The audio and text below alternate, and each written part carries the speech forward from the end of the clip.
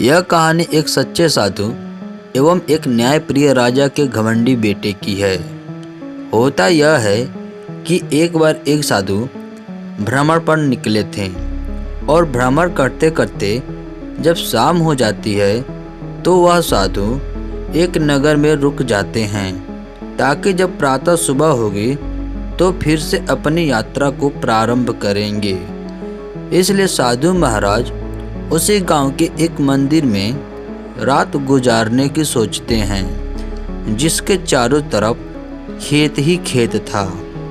सुबह होती है। साधु महाराज प्रातः अपना नित्य कर्म करके नहा धो के नगर के ही लोगों से थोड़ा सा दूध, चावल, चीनी लेके खीर बनाते हैं ताकि जिस मंदिर में उन्होंने रात गुजारी थी वहाँ पर भोग लगा के उसका प्रसाद ग्रहण कर सके।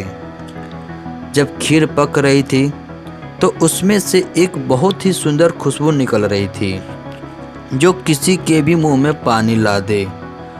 वह खुशबू धीरे धीरे बढ़ती ही जा रही थी, जिसे सूंघने के बाद हर किसी का मन कर रहा था कि काश मैं इस खीर का एक निवाला भी पा सकता। इतने में यह खुशबू राजा के उस घमंडी बेटे को भी जा महकी, जो अपने दो दोस्तों के साथ नगर भ्रमण पर निकला था। जैसे ही उसे यह खुशबू महकी, वह खींचा खींचा स्वयं ही साधु महाराज के पास चला गया जहाँ पर यह खीर पक रही थी। उस घमंडी राजकुमार ने साधु महाराज से कहा कि यह खीर मुझे दे दो और इसकी जो भी कीमत हो मुझसे ले लो। साधु महाराज मुस्कुराते हैं और कहते हैं, हे राजकुमार, एक सन्यासी को भला धन की क्या ज़रूरत, और रही बात खीर की तो ये मैं आपको अवश्य दे दूंगा, पर भगवान जी को भोग लगाने के बाद। राजा के बेटे को साधु की यह बात अच्छी नहीं लगी, इसलिए इस बार वह अपने आवाज़ में भारीपन लाते हुए कहता है, इस नगर के भगवान हम स्वयं हैं, इसलिए यह हमारा आदेश है कि यह खीर हमें दे दो। साधु महाराज कहते हैं, बेशक आप इस नगर के भगवान होंगे, पर मेरे लिए तो मेरे भगवान यही हैं जो पूरे ब्रह्मांड के सृजन करता है, इसलिए माफ़ करें। जब मैं अपने भगवान को भोग लगा दूंगा उसके पश्चात ही आपको यह खीर प्रसाद के रूप में दूंगा, तब तक आपको प्रतीक्षा करनी ही होगी। राजा के बेटे को साधु की यह बात बिल्कुल भी अच्छी नहीं लगती है, इसलिए वह गुस्से में आग बबूला हो जाता है और जिस चूल्हे पर साधु जी खीर बना रहे थे उसी चूल्हे में से जलती हुई एक लकड़ी निकाल लेता है और मंदिर के बगल में जो खेत थी उसी में फेंक देता है, जिससे खेत में आग लग जाती है। और राजा का बेटा साधु महाराज से कहता है कि जिस भगवान की वजह से तूने मुझे यह खीर नहीं दिया उसी भगवान की वजह से तू मरेगा।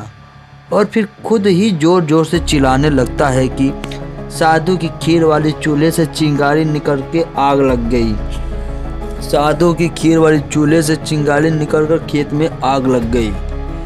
ऐसे जोर जोर से चिल्लाने पर सारे गांव वाले इकट्ठा हो जाते हैं और साधु को भला बुरा कहते हुए राज दरबार में पेश करते हैं। राजा, जो कि न्यायप्रिय था, वह सारा मामला नगर वालों से पूछता है और नगरवासी राजा को वही बात बताते हैं जो राजा के बेटे ने उनसे कही थी कि साधु खीर बना रहे थे, तभी उनके चूल्हे से चिंगारी निकली और हम लोगों का खेत जल गया।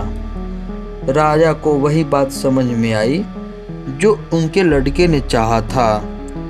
राजा ने साधु से पूछा, आप कुछ कहना चाहेंगे अपने अपराध के बारे में? साधु महाराज मुस्कुराते हैं और कहते हैं, जो ईश्वर को मंजूर वो मुझे मंजूर।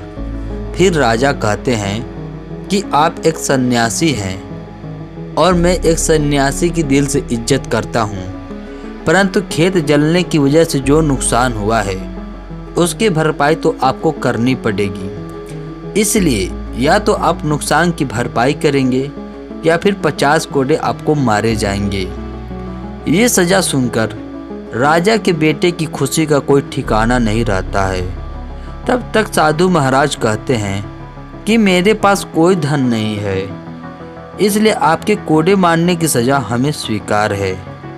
राजा का बेटा यह सुनकर अत्यंत खुश हो जाता है, पर उसके जो 2 दोस्त थे वो सहम गए कि बिना किसी गलती के ही महात्मा को कोड़े मारे जाएंगे।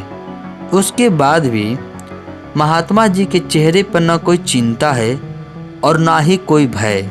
ये सब देखकर उनसे रहा नहीं जाता है और वो दोनों भरी सभा में सबके सामने हाथ जोड़कर महाराज से सारी सच्चाई बता देते हैं कि आग साधु महाराज की वजह से नहीं, बल्कि युवराज ने खुद अपने हाथों से लगाई है।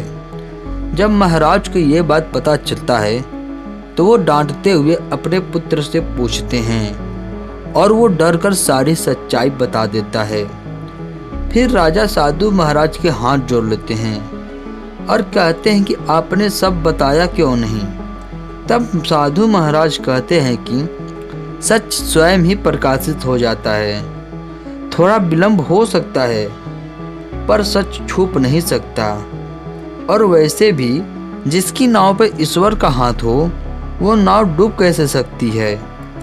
साधु की यह बात राजा को छू जाती है और साधु को मिलने वाली सजा वह अपने बेटे को दे देता है। दोस्तों, इस कहानी से हमें यह सीख मिलता है कि हमें कभी भी अहंकार में आकर कुछ ऐसा नहीं करना चाहिए जिस पर हमें स्वयं ही बाद में पछताना पड़े। और अगर आपको यह कहानी अच्छी लगी हो तो इस चैनल को जरूर सब्सक्राइब करें और वीडियो भी शेयर करें। और अगर आप भी अपना योगदान हमारे सामाजिक कार्य के लिए देना चाहते हैं तो दिए गए QR कोड का स्क्रीनशॉट लेके पेटीएम, गूगल पे, फ़ोन पे, अमेज़न पे या किसी भी मनी ट्रांसफ़र ऐप से जो भी आपकी इच्छा हो हमें सहयोग जरूर करें हमारे सामाजिक कार्यों के लिए। आपका दिन शुभ हो, आपके परिवार का मंगलमय हो। धन्यवाद।